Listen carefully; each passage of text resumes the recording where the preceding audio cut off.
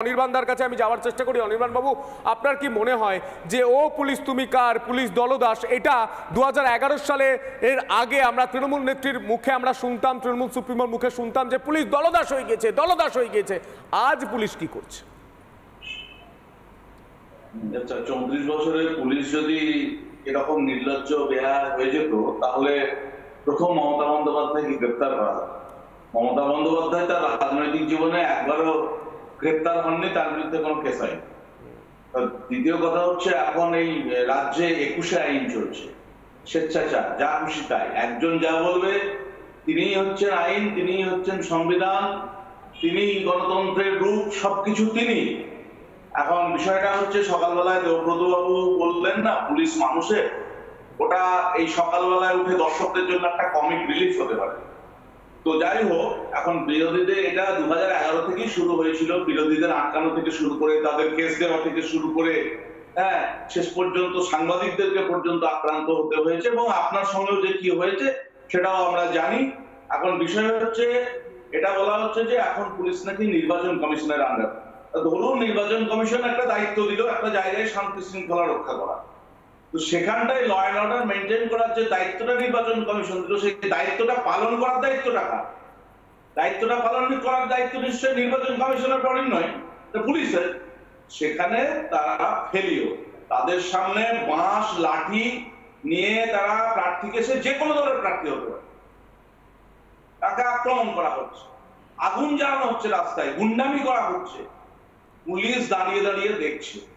পুলিশের কাজ হয়ে গেছে এখন এই তাদের মেরুদণ্ডটাকে খুলে নবান্নই তারা জমা দিয়েছে। কিন্তু পুলিশ এরকম দাঁড়িয়ে দেখবে কেন? সামনে তো আর সিনেমা চলছে না,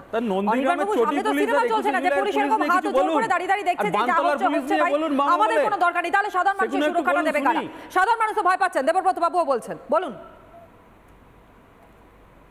আমাকে বলছেন? হ্যাঁ বলছি তো, বলছি বানতলার পুলিশ নিয়ে একটু বলুন, আর চটি পুলিশ নিয়ে একটু বলুন, আর নন্দীগ্রামের। আরে আপনি গোটা 34 বছরের একটা দুটো বলুন না, কোনো শুনি না। 21শে জুলাই সাধারণ আপনি নির্লজ্জ বেহায়ার মতো কথা বলছেন, প্রতিবাদীদের উপর গুলি চালানো। বর্তমান পুলিশ কি করছে আপনি চোখে দেখতে পাচ্ছেন না? ঘটনা তো ভারতবর্ষের ইতিহাসে। আপনি একটা সেনসিটিভ লোক, আপনি একটা সেনসিটিভ মানুষ মনে হচ্ছে, আপনি তো একটা বধির, অনুভূতিহীন, চোখের সামনে দেখতে পাচ্ছেন না, আপনার লজ্জা করা উচিত। একটা শব্দ আপনাদের মুখে নেই, কেন নেই? কি স্বার্থ? একটা অনুভূতিহীন মানুষ আপনারা।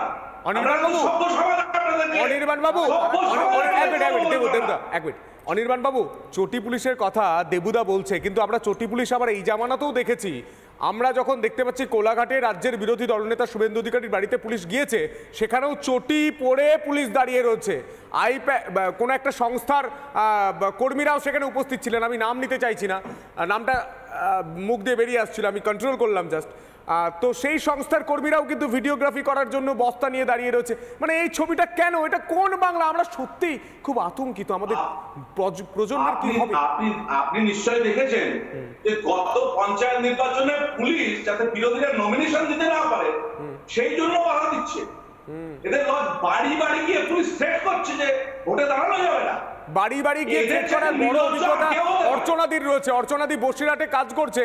অর্চনাদি প্রতিদিন আমাদের এই রিপাবলিক বাংলা এসে বলে যে এই জায়গায় দেখো পুলিশ এই করছে, এই জায়গায় এইভাবে কেস দিচ্ছে। অর্চনাদি ভালোভাবে বুঝতে পারছে। অর্চনাদি, আপনার কাছ থেকে শোনার চেষ্টা করবো।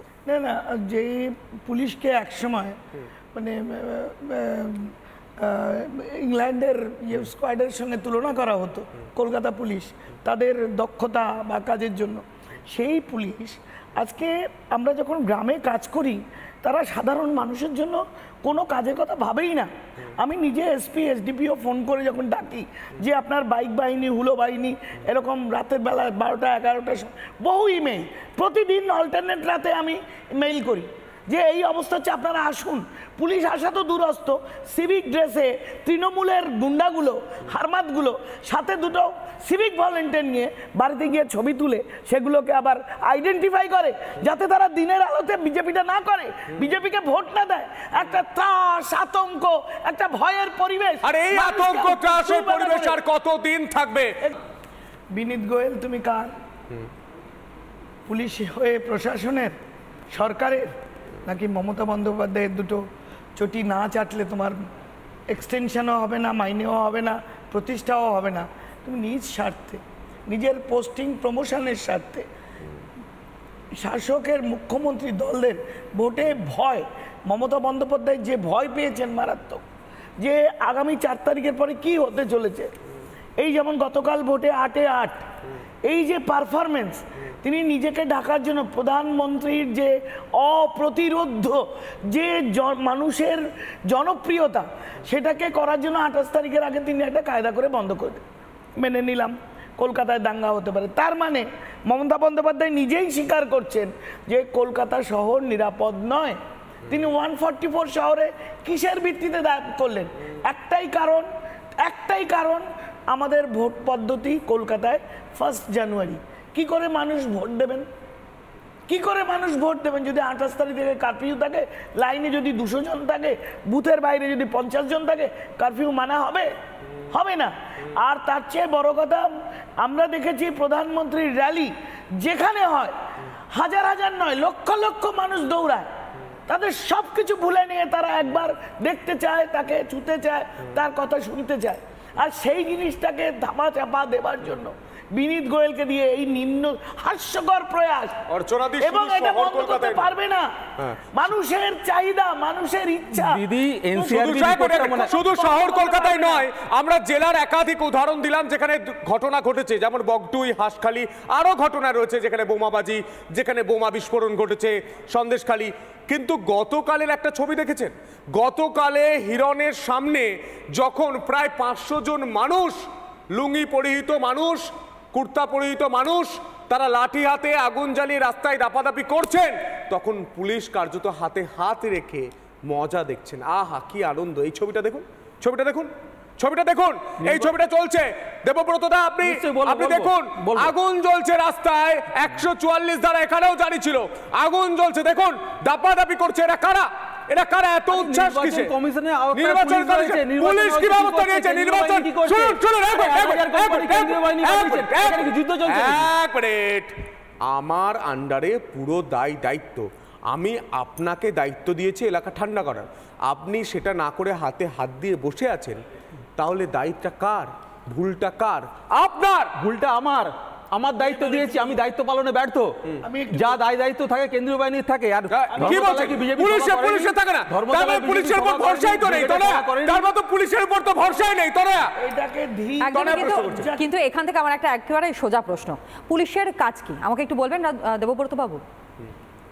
পুলিশের কাজ পুলিশ করছে, পুলিশ এখন না, পুলিশের কাজটা কি? শুনুন, পুলিশের কাজটা কি আমি একটু জানতে চাই।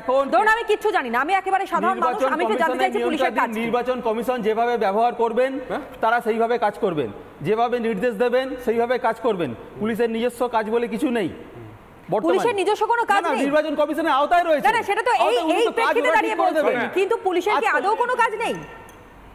তবে আরো পরিষ্কার হয়ে যাবে, যখন হাঁসখালির ঘটনা ঘটেছিল তখন নির্বাচন কমিশন দায়িত্বে ছিল না, যখন বগটুই ঘটেছিল তখন নির্বাচন কমিশন দায়িত্বে ছিল না, সন্দেশখালির যখন ঘটনা ঘটেছিল তখন নির্বাচন কমিশনের দায়িত্বে ছিল না। তখন পুলিশ কি করছিল? তখন পুলিশ কি করছিল? উত্তর দেন। তখন পুলিশ কি করছিল?